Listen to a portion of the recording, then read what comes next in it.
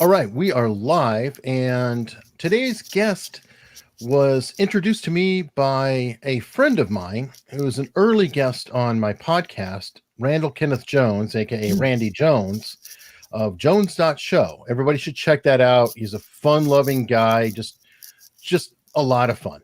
That's the best way I could put Randy. Randy is a personality in a package. But he said, "Hey, I had this amazing author on.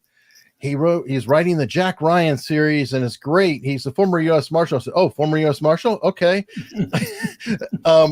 No offense. I want to get into the marshaling lifestyle. I appreciate the books, which is awesome, but I've come to find that YouTube and books don't always go together. It's like book readers are spending so much time reading books, they may not be watching YouTube. I can't. So there's not a complete.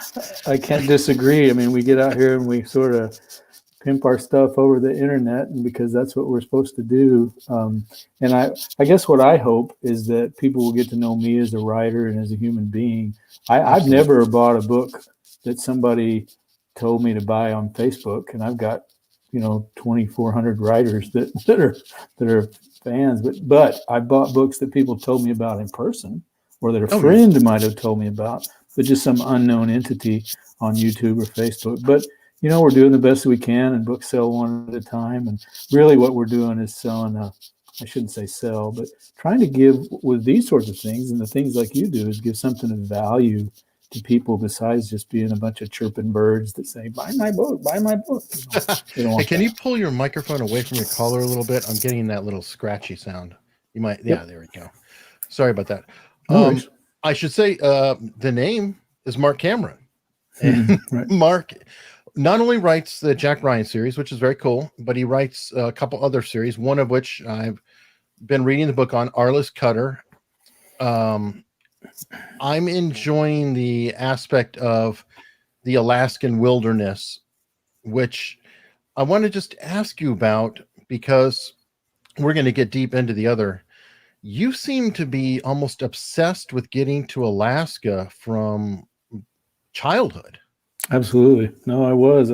Anybody that's checked any of my other interviews out, I carved a pair of snow goggles out of a cottonwood root when I was 12 years old, 11 or 12 years old in Texas, just because I wanted that experience. I read a book about two boys that were marooned in the North barren lands of Canada, and they got snow blind. And in Texas you don't understand snow blind, but I had my whittling knife and some fake sinew thread and made me some snow goggles. I think my friends and my parents thought I was a little bit nutty, but I really wanted to go there. Where in Texas were you from? Just west of Fort Worth, a little town called Weatherford. Okay, so that's not really the hardcore deserty part of Texas, is it? No. It's ranch land. It's rolling hills, and I mean, it's not the hill country, but it's wide open north central Texas. Just right outside of Fort Worth, between Fort Worth and Abilene. Okay, I didn't know if you were like I'm from Tucson, Arizona, and everybody's like, "Oh, but it's a dry heat," and I'm like, "So it's a convection oven," and I don't want to sit inside that. Right, but it's hot. It's very hot, and it's humid. It's certainly not, apart from a week and a half this last winter, they hardly get, didn't see much snow growing up, but I just want to go to Alaska. It's been a calling of mine, I think. It's interesting. And one thing I observed, I've never been to Alaska, it's just what I read about or hear about or whatever else, is being a U.S. Marshal. If you want to find some criminals, that's a pretty good spot to look. No, very true. A lot of people think that, Alaska is kind of an end of the road place anyway. And, but people that go out and live in there's a ton of reality TV shows up here. Most of them are bunk, but there are a couple of good ones. And one of them is Life Below Zero. A friend of mine is one of the producers of that shows some of the realities. Of course, it's, they want the excitement and the drama and all that. Sure. But Norvik is Norvik, and my wife and I've been there on literacy programs and things like that. And that little village where the Hailstones live, they do a good job of depicting that. And So there is a certain end of the road aspect of coming to Alaska, but that doesn't mean that they're necessarily criminals. What it does mean is that, well, and anybody that ran to Norvik that had was a bank robber or whatever, the citizens of Norvik would go, that guy doesn't belong here, and call the marshals or the troopers.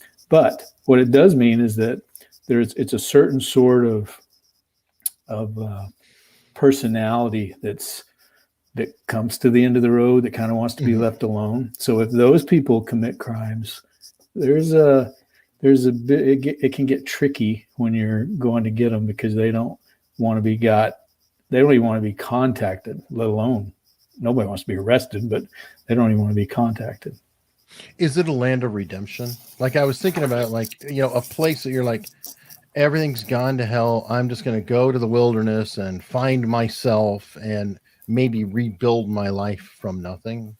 Yeah, that's a really good observation. I would point out that, we're having some work done at my house, so I'm at a hotel right now in Anchorage. Anchorage is a city of almost 300,000 people, but we always joke that Anchorage is a great place to come visit because it's only an hour away from Alaska by airplane. So, yeah, out in the woods, we call it the bush here, basically any place that's not connected by road, which is most of Alaska.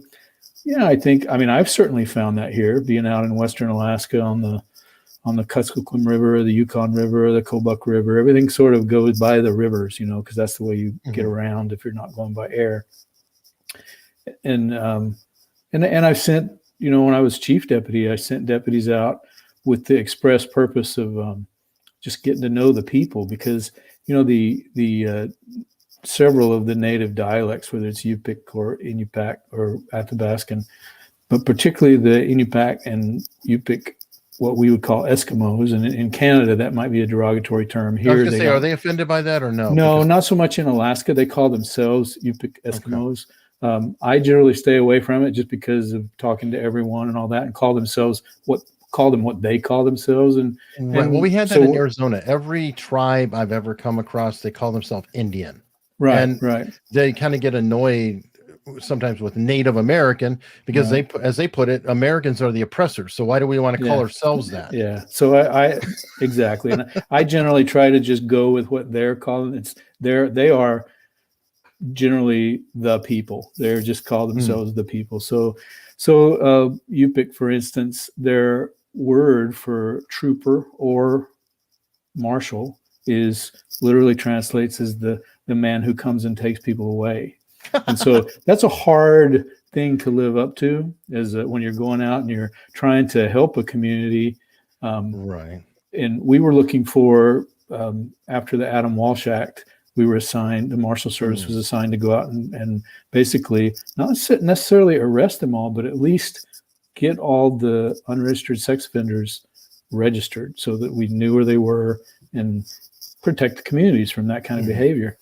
And so we were out in all over the place, but that also took us into Bush, Alaska as deputy marshals, which is really the purview of the troopers. So we were out there sometimes for the first time, and the deputies would go in and couldn't get anybody to talk to them. And so we went into a village, and a hub village of Bethel, the main village along the Kuskokwim there. It's got about 3,000 people. Alaska Airlines flies into it, but you can't drive to it. It takes a couple of hours to get to it from Anchorage in a small, medium-sized plane. So I had a little meeting, and instead of being that oppressor like you're talking about, that that we're from the government, we're here to help, we asked them what they wanted. We're here, we have a small amount of funds, we've got these people coming in here. We're basically a force multiplier for the troopers, because that area out there is the size of Oregon, and it's got like 15 troopers that handle it. It's overwhelming for them. And they're good men and women that are really trying to do the day-to-day law enforcement.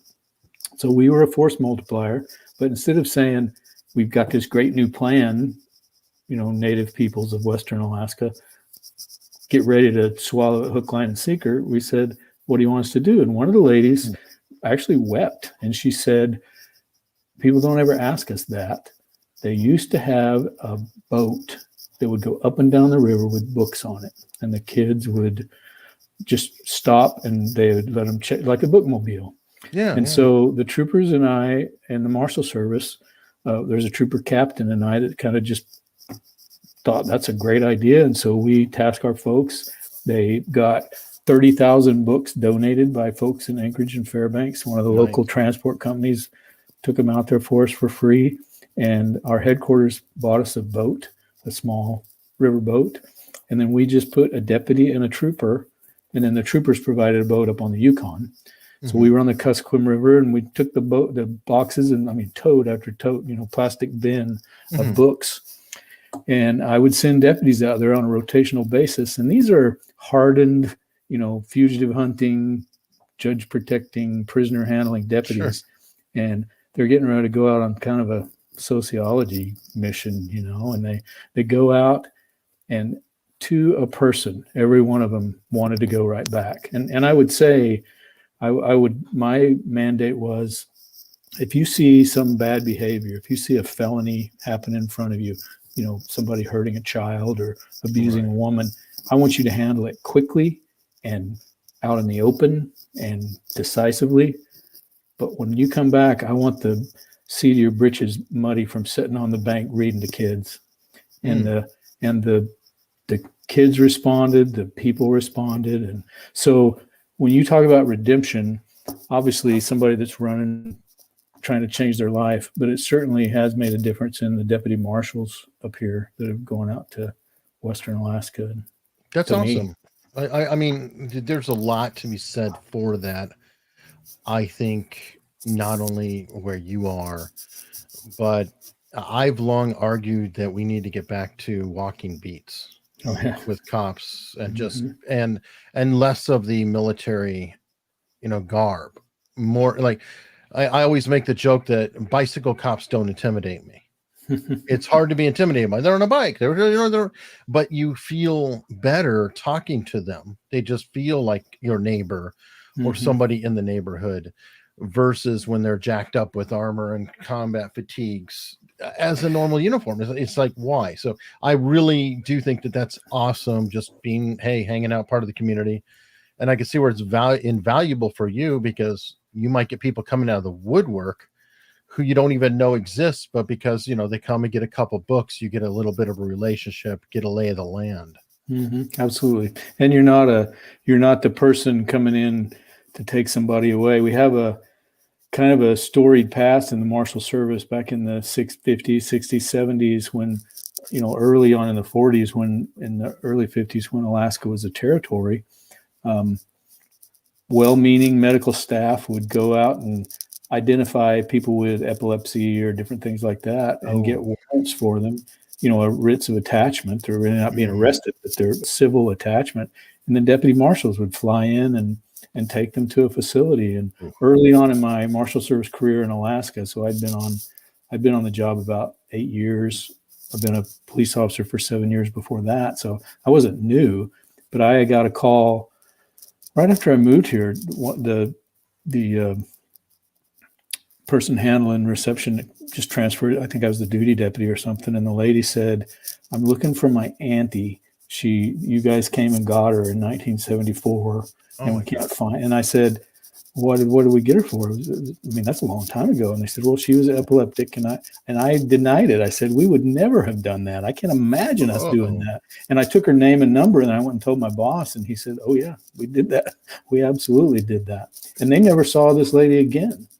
And so she just got lost in the system. And so, in fact, that's the book before Bone Rattle explores that and kind of, what is that? What does Arliss Cutter do? And Lola, his partner, is the deputy going out into this bush community where that's happened. Wow.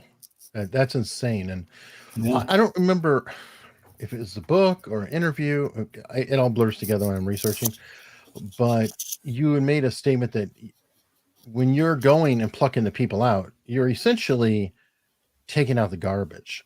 And I don't mean it in a rude way, but rather because you can't. There's going to be a lot of smaller felons, a lot of people that you don't necessarily have time or resources to mess with. So you go, okay, who is the worst, baddest person in town? and you guys would go take them out. Is that a Right? Yeah, I wouldn't call it taking out the garbage, but I see what you're saying. Yeah, absolutely. We kind of refer to them as the village terrorist. You tell the community leaders, look, we don't have the personnel or the political clout to come and, because let's face it, if it's no matter what your philosophy is about Second Amendment or guns, the law says that if you're a violent felon, you can't have a firearm. But the courts are not going to take your microphone, by the way, is starting the courts are not going to take away the firearms of somebody that hunts to make a living, right? Unless that person is shooting up the town at night and getting drunk on homebrew and all that. So even though it's quote unquote against the law, we're not going to, we're just not going to pursue that unless the community says, this guy is going to kill somebody. This guy is going to really hurt somebody. And then we'll focus on that and kind of make that village terrorist, and then use our political clout to go to the assistant U.S. attorney and say, we really need a court order, an arrest warrant for this guy. Take this case, kind of a thing. So being out in the bush, getting to know the people, that kind of allowed us to become subject matter experts on the bush, if you will. Well, it sounds like an actual community partnership. Like you're not just going in there and saying, "Hey, come here." You're saying, exactly. "How can we help you? Do you have any problems?" Mm-hmm. And then if they tell you, it's less likely to bite you in the ass later if the community themselves are saying, "Please help us with this person or these people. They're really causing problems."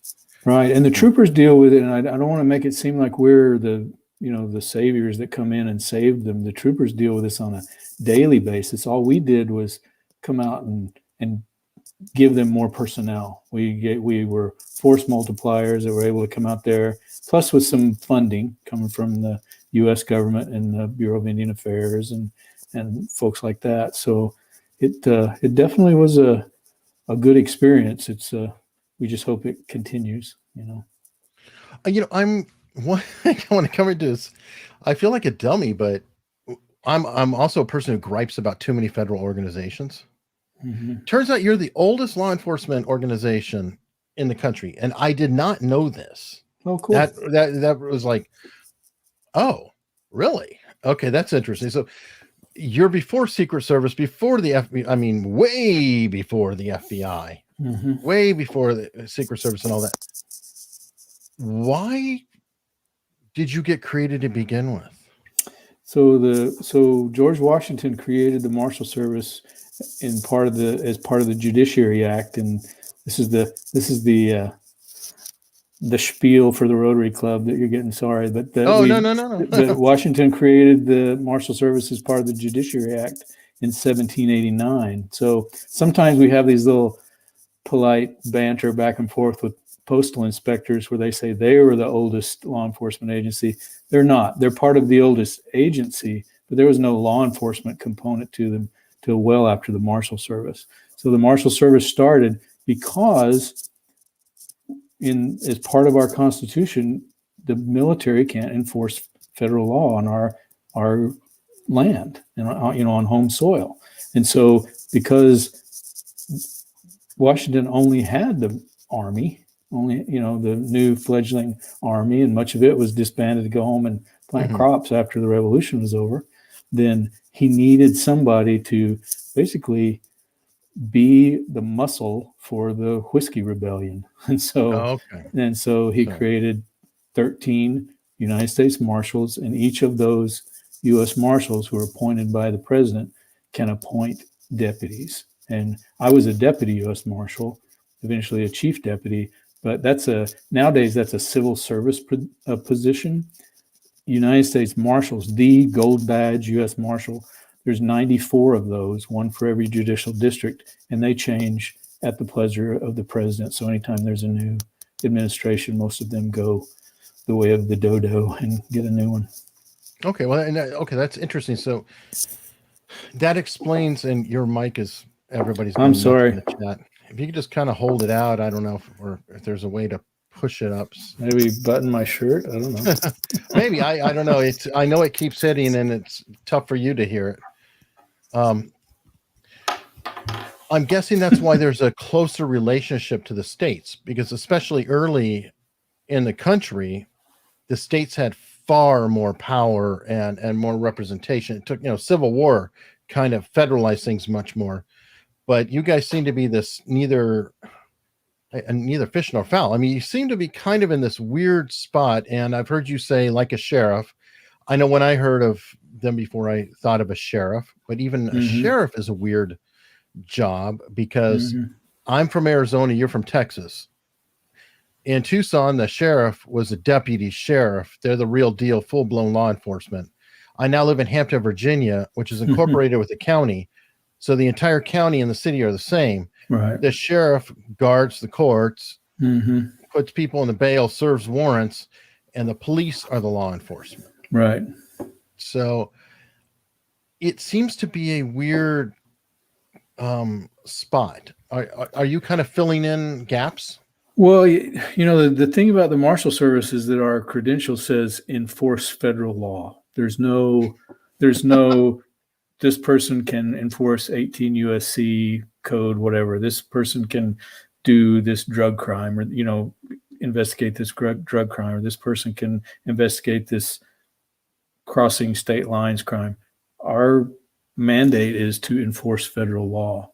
And so because we're the oldest law enforcement agency, that that nothing changed as we grew and other agencies sprang up. I mean, the person that protected President Lincoln was a deputy U.S. Marshal who went to his grave upset that he wasn't there whenever, it wasn't full-time protection all the time. And you'll see him in some old photographs, but he was taller than Lincoln, so he's almost always seated when Lincoln was standing, because it made too big he didn't want to cast a shadow on the president. Interesting. I'm curious on that. When I hear Lincoln and his protection, then I think Pinkertons. Did the Marshals have a relationship with the Pinkerton? Probably not a good one. The Pinkertons were not. And the Marshal Service generally, it's grown over the years. There's been a time in our history when the Marshals did very little except census work. There was a time when Marshals were slave hunters, slave catchers. There was a time when, Marshals have been around from the very beginning, and so of the nation. And so, and as I mentioned before, Marshals were taking, epileptics out of, basically, if you think about the Marshals, we're a reflection of the court. And so if the court, so even though we're the executive branch, if the court says this needs to happen, there's no muscle in the federal court. The executive branch is what provides that muscle. By the way, I love that. No, I'm sorry. I think that's actually a feature. I love the fact that the court doesn't have the power. I wish Congress would take a little bit back, but anyway, that's a side conversation. Well, yeah, I was at dinner, my partner and I, when I was in Texas pretty early on. We were protecting a judge who had some threats against him, and we were at dinner one night, and of course we can't drink. Well, so the judge is having a little bit of wine, and we're just sitting there trying to hurry and eat our whatever so that he can leave whenever he wants to. Basically just eating so he's not eating alone. And the judge and my partner, who was the senior partner, got into this, not debate, but kind of a philosophical discussion about what we've been talking about. And my partner, I guess, felt like it was time to broach the subject. And he said, well, what do you think gives you the power to do what you do, Your Honor? And the judge quoted, whatever statutes and the Judiciary Act and all that. And my partner said, no, I mean, what do you think gives you the power? And the judge did kind of the same thing. And my partner kind of reached back and opened his coat and showed him his pistol. And he said, no, sir, this is what gives you the power. And the judge kind of smiled and he goes, well, you're right, but I don't think we should speak of this anymore. So, your partner must have read Andrew Jackson when he said, oh yeah. When he said, okay, now you go. Exactly. Yeah. Who's going to enforce that? Yeah, exactly. Yeah. You said your law. Good luck. Yeah, exactly. We'll see how that works out for you, right? Exactly. Now, okay, speaking of working out and protections, this is something I had to get into because, boy, I think this is bonkers. Who the hell protects whom? And by that, I mean you, the marshals protect judges, but you also have the Capitol Police. I believe they protect the House or Congress. Mm-hmm. You have Secret Service, and they're busy protecting the president. You have the DSS, and they're busy protecting diplomats and people overseas. Then I heard an interview. You actually done stuff with DSS, so sounds like you got it all right. You make an A. oh goodness, help me figure that out, because isn't that kind of a weird thing where it's like there's all this crazy crossover? Well, you could look at it that way, but everybody's got a job. The Marshal Service, the reason we work with DSS, with diplomatic security, is because we do have that training, the overall training, and we have the jurisdiction. So we can enforce federal law, which means protect folks here in the United States. And so because we train to protect protected witnesses, we train to protect the judiciary, whether, the only time we really protect district judges, the judges out and about in the United States, the trial judges, or when there's a threat, whether and not just a threatening letter, but something where they do the, like an El Chapo case, they run, yeah. So big cartel right, member. or like for instance, some of the ones I was on were Judge Mukasey after the first World Trade Center bombing, when Ramzi Youssef and those guys, they drove the truck underneath the Trade Center and tried to blow it up. So I rotated back to that, I think 3 or maybe 4 times at least, on 3-week assignments. We were just there full time, like the Secret Service is on the president, except to a much smaller capacity with much less money. But we rotate back, and there's sort of a little bit of overlap, but every couple of weeks there's new people coming in to fill out that detail. But because we have that expertise and training, and not just training, but day to day, doing the job, then whenever the United Nations General Assembly happens, and there's just so many dignitaries, foreign dignitaries coming into the United States, foreign ministers, or what other countries call secretaries of state, or what we call a secretary of state, all these foreign ministers are coming in, and ambassadors that DS has primary responsibility for. Secret Service has primary responsibility for the heads of state. So anybody like that coming in. So there's tons of secrets. New York City hates us during, we call it UNGA, UN General Assembly, because there's just parades of flashing lights and sirens. You can't even walk across the street. In fact, my detail nearly ran over, I can't even remember who it was, Liam Neeson one time, because he was trying to cross the street, and I was like, he'll get our number and hunt us down. I was going to say, you get a phone number. Yeah, exactly. But so we're everywhere. But because we have that training, DS reaches out to us and says, hey, can you come augment our details? We don't go as just a Marshal Service detail. We augment, they'll send 2 or 3 of us each to the DS details. Okay, and I was just thinking about, do you have the magic ability to where you can deputize to swell it even more? Absolutely. Okay, so we need another 10 bodies here. Hey. Yeah, absolutely. Yeah, we do that with state and locals. Not so much with the DS, diplomatic security details, but with our own details. We have the powers of a sheriff, which means we can deputize. So during the Salt Lake City Olympics, for instance, we deputized a bunch of people to help with that. So in fact, some of my son works with Anchorage PD now. He was a little boy then, but some of the people he works with now were younger officers with Anchorage PD, and they went same time I did, flew to Salt Lake City and were deputized en masse to be special deputy U.S. Marshals during the period of the Olympics, so that they could enforce, so they would have jurisdiction in a place outside of their normal jurisdiction. No, without going into the weeds, that automatically makes me think jurisdictional questions. And And if nothing happens, it's like, oh yeah, this is cool. We're just supplementing the ranks. But it's like, okay, now let's say something does happen. Did that person effectively, is it the U.S. Marshals who performed this act or had this incident, or is it the cop who's working under you? Do you understand where I'm going with No, it? I do. And I was, there's memorandums of understanding that happen in that. That's way far above my pay grade when I was a deputy. And as a chief, I never really had to deal with that. I will say that as a chief deputy, when we brought over, we call them TFOs, task force officers that are sworn in from Anchorage Police or the troopers or whatever to work as special deputy marshals in a fugitive task force, then they would fall under our umbrella as far as if anything happened. But then they would still have to, meet basically whoever had the strictest rules, they generally fell under. It didn't really get easier. It was really just a matter of being able to do the job. Okay.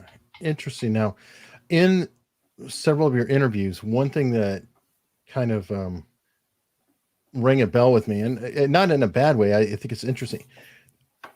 It seems like the marshals maybe attract a quirky character type. And I'm just saying this because, one, you describe, people with, really glossy gun or, weapons, their pistols with all the shininess, and using a giant gun as a backup, people being armed to the teeth in a almost military manner, like a ranger. I think you mentioned somebody else who had a mustache, and I think you have a character in the book based probably on that same person who had the crazy mustache that nobody bugged because he's a good marshal, but we don't get into it. So is Justified not completely off base in terms of kind of a little quirky soul character? Not one tiny bit. It's very real. One of my hobbies is pencil art, and I wish I still had that. Somebody in the Marshal Service has this now, but when I was in the academy, actually, I think it was in an advanced class down at the Federal Law Enforcement Training Center, I sketched out a little sketch you go to advanced usually after 5 years. So by that time I had over 10 years in law enforcement experience, probably almost 15. And I did a little sketch where there was a sort of the agent in the federal government as they really were, and then how they pictured themselves. So, obviously the FBI was Superman up at the top, the complete package. The IRS agent was pretty much the same thing. The accountant guy that was really into they were the Clark weeds. Kent. Yeah, the Clark Kent, right? And ATF agent was more militaristic. The SWAT team looking guy. The DE agent was the narcos dude, and the deputy marshal was a cowboy, because that's the way we looked at ourselves. That's the way when I came on. The Raylan Givens wasn't even, it was a book back then. Right. Elmore Leonard, who's Pronto, and oh my gosh, yeah. I mean, he had a lot of friends in the Marshal Service, and so he got some good insight. But there's a certain kind of personality that's drawn to the Marshal Service, as there is to the FBI and the DEA and whatnot. And I just feel very privileged I was a mounted police officer and a horseshoer, and I not that you have to have anything to do with horses or cows, but just that sort of that swagger, because oftentimes you're rarely by yourself, but often it's just you and one other person. And so you kind of have to have a bit of swagger, and you have to, and I understand what you said earlier about the militaristic thing. And I think we as police officers need to work on our demeanor but oftentimes there's a lot of people that really want to hurt us, and you don't have to be a foreign power to be an enemy to someone. People can pray to the same God and be in the same country and still act. I'm happy if my son gets out of his car and throws on a Kevlar helmet. It may look overbearing, but there was an officer in, I can't remember, it was North Carolina or South Carolina, just a week ago, that was saved and two of his partners were murdered during a shootout, but he went against the tactical, and threw on a Kevlar helmet when he got out, and there's a bullet hole in the top of his helmet. So there does definitely need to be a balance in the way we think of things. But at the same time, I mean, for instance, all my deputies that went out to Western Alaska, I put them in a uniform, and we're not a uniformed agency. I'm dressed like I did, when I was a chief. I wore a tie. When I was a deputy, I was supposed to wear a tie, but groused about it all the time. But I or a bolo tie. No bolo ties, but yeah, exactly. In fact, when you go to UNGA, they put a big thing out that says like no cowboy boots, no bolo ties, no Miami Vice jackets. They stuff knew like you were that. coming. Yeah, exactly. But when we would go out to Bush, Alaska, because we weren't a uniform, but the troopers were, and we were with the troopers, I put them in an exterior vest that said police, U.S. Marshal on the front and the back, with the badge and, a ball cap. We didn't wear the cool Smokey the Bear hats like they did. I wish I could talk to my bosses into that. But have you ever worn one? They're not cool. They freaking hurt. Oh, well, they cut into your skull. It depends. Yeah, it depends on the shape. Drill sergeant. It's like pain. Yeah, exactly. Well, they don't wear them that way, but I'm a hat guy. So, so I guess we could have been looked at as a bit of a juggernaut, but the way we acted, I wanted people to know who we were. And I remember going into one village, and we went there over and over, and they're not used to that. And one lady, she wouldn't even talk to me the first time we went there. And then the next time she was a little less standoffish, but, chatted a bit. The third time I went, she grabbed me by the arm with both hands, like my bicep and tricep. She grabbed me by the arm and she kind of shook it. And she said, "Marshal, I feel such love and power when you come to visit us." And I just thought, wow, okay, the third time's the charm. No deception there, but it was the third time. Oh my God, that is insane. I'm curious because you did work at the agency and all that. Now I've interviewed CIA agents, FBI, etc. And I don't know which or who, but many of them have to get a clearance every time they write a book. Are you in that same boat that every time you write a book, especially because you're writing about a marshal, that you've got to turn it in? And no, I'm very fortunate that there were no writers before me, and so I was kind of new deputies do when they get one. But I had a letter when I was still employed with them when I wrote Westerns under the name Mark Henry, and I couldn't write about the Marshal Service because I was still a deputy, right? And so I got a letter saying, yeah, right, be happy, and report your income on your little OG 450 and all that, which means that it's the little thing you fill out so that you're not, investigating somebody you own stock with or whatever. And so I retired, started writing full time, and now I think that's a thing that has to be done, but I never had to bother with that. And I steer because I have so many friends in the Marshal Service, because I have relatives in law enforcement, my son's in law enforcement. I don't get into the weeds. These are about the characters. I write in each book, there's a thing about a mission of the Marshal Service, not the dirty laundry. I mean, I want to make the Marshal Service look good. I think I might say in there that, I think in one of the books I have Arliss talking to his boss, his chief, Jill Phillips, and she says that Lola can be a ruthless self-promoter, and he says, well, we've got no we got no loss for those in the Marshal Service, and Jill says, well, you know what, that's the people that get places sometimes, is these ruthless self-promoters. So but that's not just the FBI much. Yeah, what's that? And Arliss doesn't seem to like the FBI much. Well, at least one agent. Yeah, in this particular book, and that's something that's just a truism. It's not the agents themselves.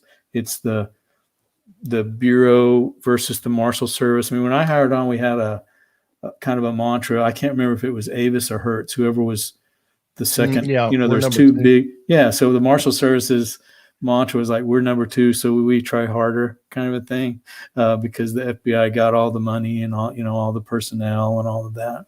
So there is some interagency rivalry there, but I have many friends that are FBI agents. One of the guys that I worked with at the police department retired as the special agent in charge of one of the Florida offices. So yeah, I don't, I try to make it real, but not make it the sort of that trope of all FBI agents are jerks kind of a thing. I will tell you, I interviewed a couple of DEA agents, two of them who brought down Pablo Escobar. Mm-hmm.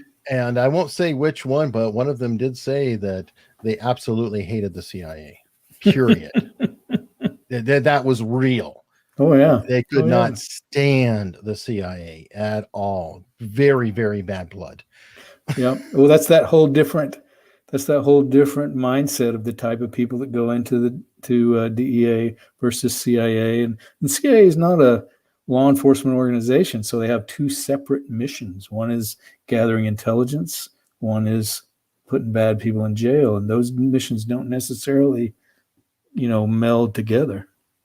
No, and there sometimes anyway, there's maybe a little history in there that's saying it actually does the exact opposite at times. Yeah.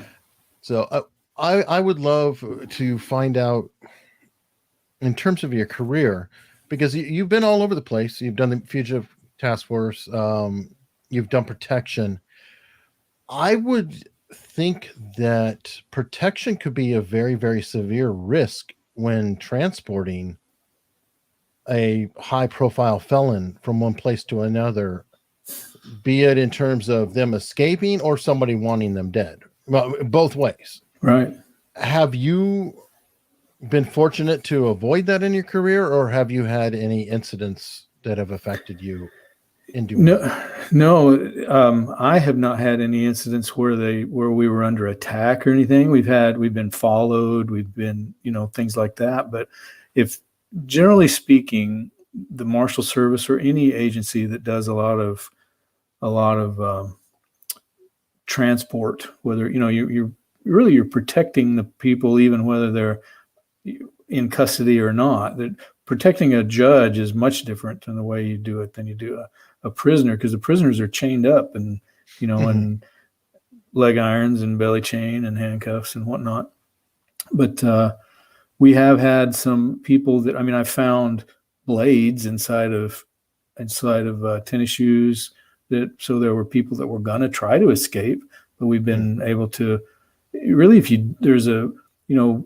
you've had Mark McClish on as one of your guests before, and he was my class coordinator at FLETC, and he and the other instructors there they really hammered home to us, and then I subsequently hammered it home to the new deputies that would come and work with and for me.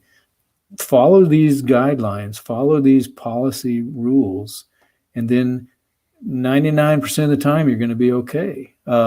There's a famous case of a deputy named Mike Thompson who taught at our academy when I was there. He and another deputy, I can't recall her name, but they were taking a prisoner. It was in Virginia, and they were taking him to a medical appointment.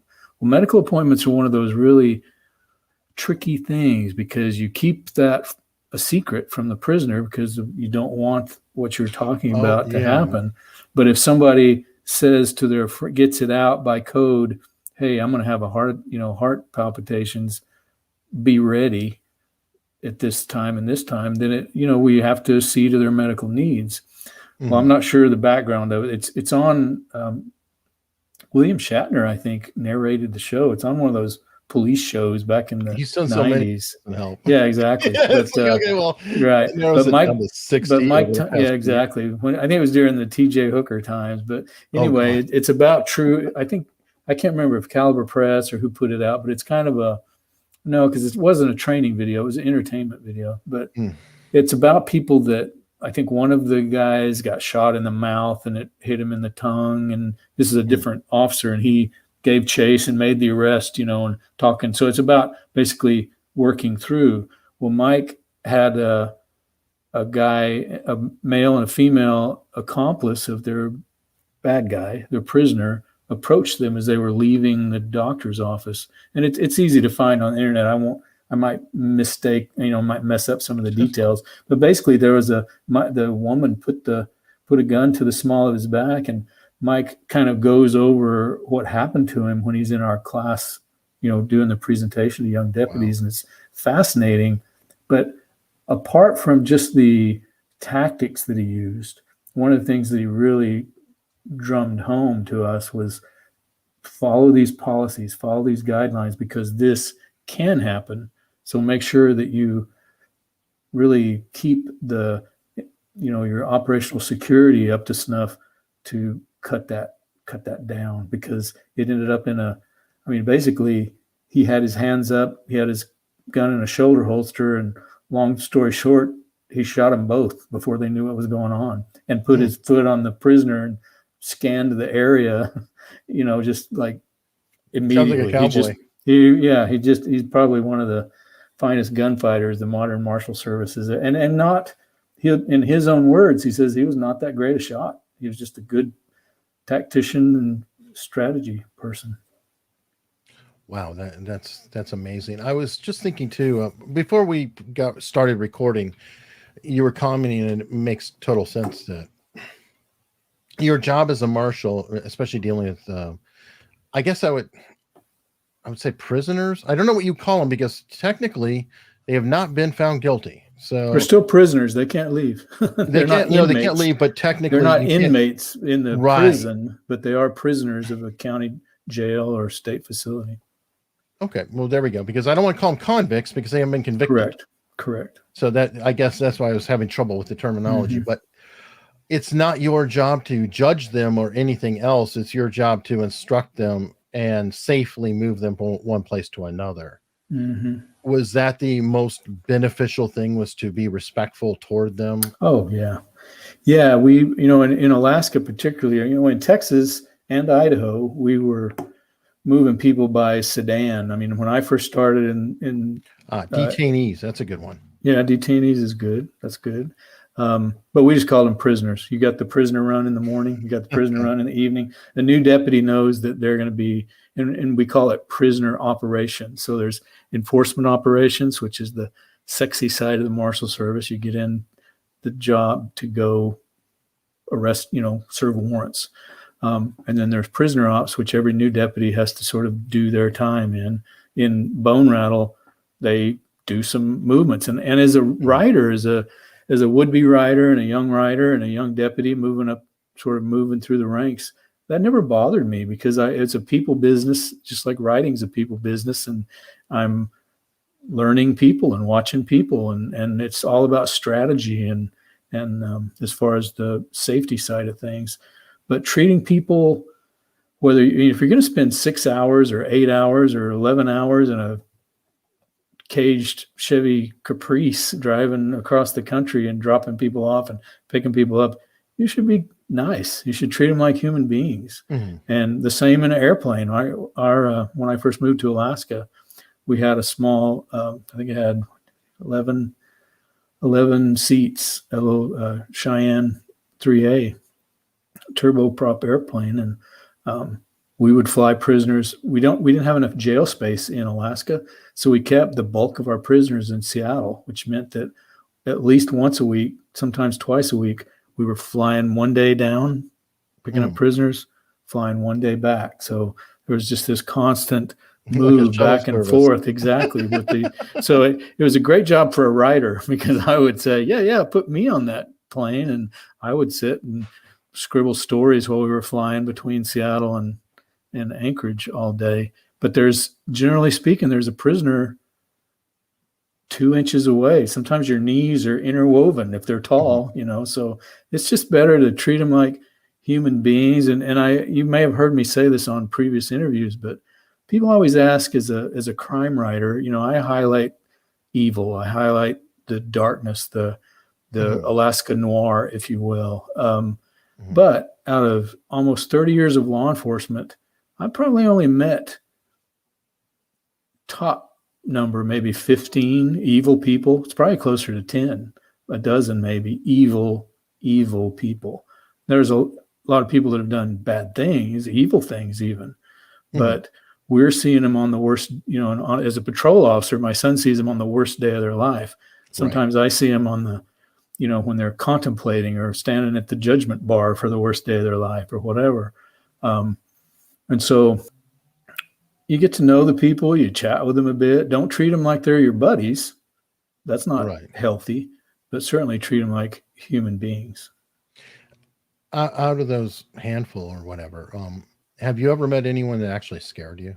Oh yeah, absolutely. There's a guy, he was on death row for a while. He was holed up in the mountains of North Idaho, and this was, I want to say it was like 2 years after, man, I've been longer than that, maybe 4 years after Ruby Ridge, and they had sent myself and another deputy I was in Texas during Ruby Ridge, but they sent myself and another deputy to North Idaho to open an office in Coeur d'Alene. There hadn't been any deputies there for a while. So I went from Texas, another deputy, the one with the big mustache, went from Boise. So it was just us. We tried to get to know the sheriffs and all of that. And then there was FBI, few FBI agents up there that were also being augmented a bit after that.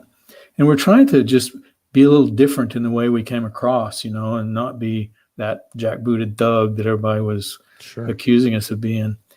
Our kids were in school and we'd go speak to schools and Rotary clubs and whatnot. But somebody came down, a person came into us and said, hey, this guy has got my mom. He's hooked up with her up in the mountains, and he's got my son, and he's basically got her brainwashed. And this guy, he was an evil, evil guy. We ended up luring him off the mountain. When we lured him off the mountain, we told him that there was a Hispanic guy trying to buy guns, and he had white women with him, and that infuriated this guy so much that he came off the mountain to kill our fictional character, our fictional bait character. At that time, the director of the Marshal Service, his name was Eric Gonzalez, so we named our fictional guy Eric Gonzalez. But when we arrested him, it was me and an FBI agent. My partner was out of town at the time on another issue, and there was county sheriffs and everybody involved in this big operation. And the FBI agent was a guy named Tom Norris, a Medal of Honor winner, Navy SEAL, cool dude. Only FBI agent I ever met with one eye. He had lost his eye in Vietnam. He and Dan Crenshaw. Yeah. Well, but he's FBI. That's a rare thing when you see an enforcement person with a glass eye. But Tom Norris is just an incredible human being, a mentor to my oldest son, just a good guy. So Tom and I were basically approaching together in kind of a pincer movement to arrest this guy who had booby traps on the mountain. And of course, because of Ruby Ridge and whatever, when I called my headquarters and said, hey, we got this guy that's got a kid up on a mountain with an older woman, and he's wanted, and he's a killer, he's a bad dude. They said, there is no way you're going into the mountains of North Idaho to arrest someone up on the mountain. You got to get him off the mountain. So we got him down. Tommy and I have him pinched kind of in the middle of us, and we were supposed to catch him on a bridge, but he got going a little bit too fast. And so Tommy saw a gun in his back pocket.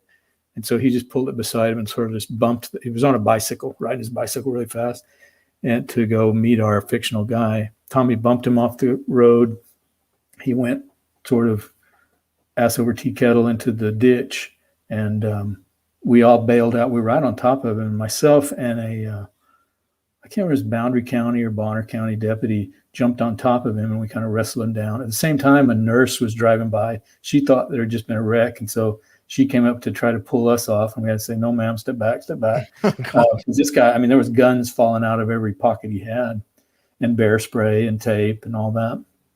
So we got him cuffed, and I was standing him up, and he had grass all over his face, and we were all covered with grass stains. And as we stood him up, he looked at me and he said, it is obvious to me that you are more racially pure than I am, or you would have never won this confrontation. Oh my God. I said, okay. And then we got him in the car, and I'm driving him to jail thinking, okay, I got the guy. His original case was, I think he'd robbed a store at gunpoint in Wisconsin or someplace like that. And then he had taken a Jewish family, a Jewish couple hostage in Spokane and held him kidnapped for 3 days. Basically, his crimes were getting bigger and bigger and bigger. And we got him in the car, and he confessed to killing another white supremacist. And like on the way to the jail, just started talking to me and wanted to show me what a badass he was, and confessed to killing this because kid. he took him down, and because he thought that he had this list of people he's going to kill, and this guy he thought was going to blurt it out. And I guess he knocked the guy's tooth out when he hit him the first time before he shot him. And a bunch of people, deputy marshals and FBI and county people, because you have to have some corroborating evidence. And they just his confession wasn't enough.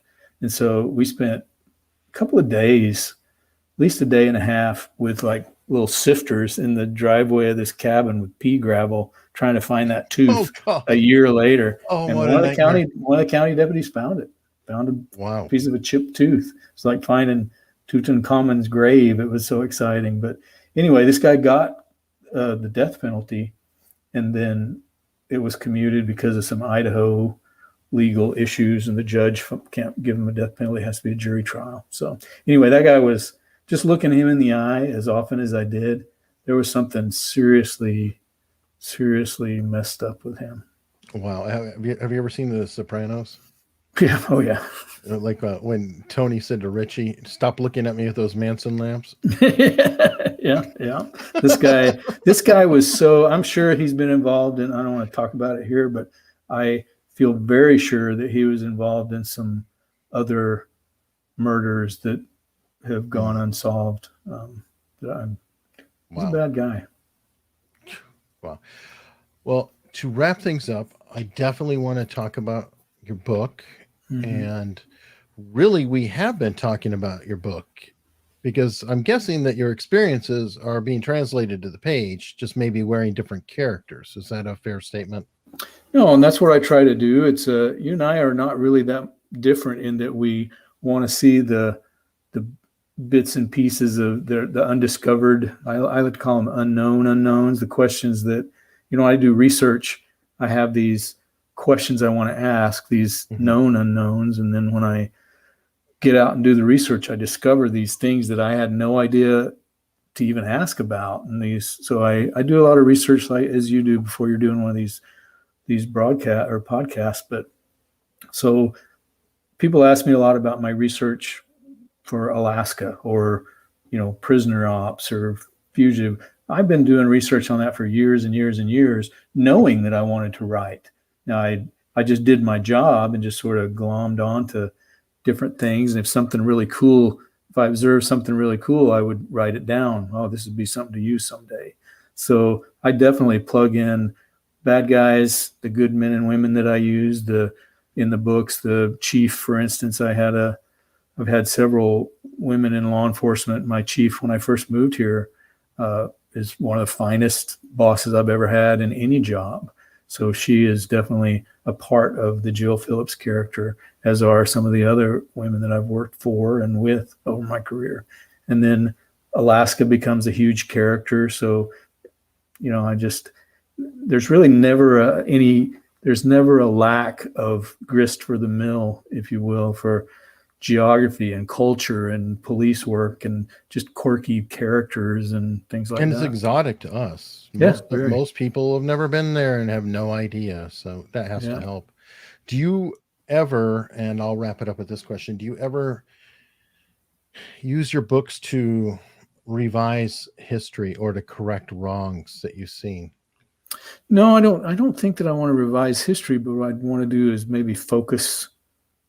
So if you say correct wrongs, to focus the light of day on what we talked about with going and taking people away, that should be something that we don't forget about. There's a little conversation in the book before this one about between Arliss and a federal judge. And that can be an adversarial thing if the judge doesn't want to be protected, right? And we have a tendency to sometimes, as deputy marshals, kind of poke fun at federal judges because they're so all powerful. It's a long, it's a lifetime appointment. And we joke that, as the difference in God and a federal judge is God doesn't think he's a federal judge. God, the federal judge might not feel that way. So, but there's this conversation back and forth between the two of them. And you realize, you know what? They're just people. They get touchy because we're around them all the time. They're up in their business trying to tell them, don't do this, you're going to get killed. You try to see it from all points of view. Sure. But I try not to take too political a stand in these books. I'm obviously pro law enforcement, but I like to think of myself as realistic rather than cynical or fatalistic or liberal or conservative or whatever. My characters should have the reader. What I hope is that the reader will look at it and say, here's this man or woman versus this man or woman in this weather and this hardship. And I don't really care what their politics are. They're trying to kill him. So it doesn't really, or kill someone. And so I don't want to wade that deep into it.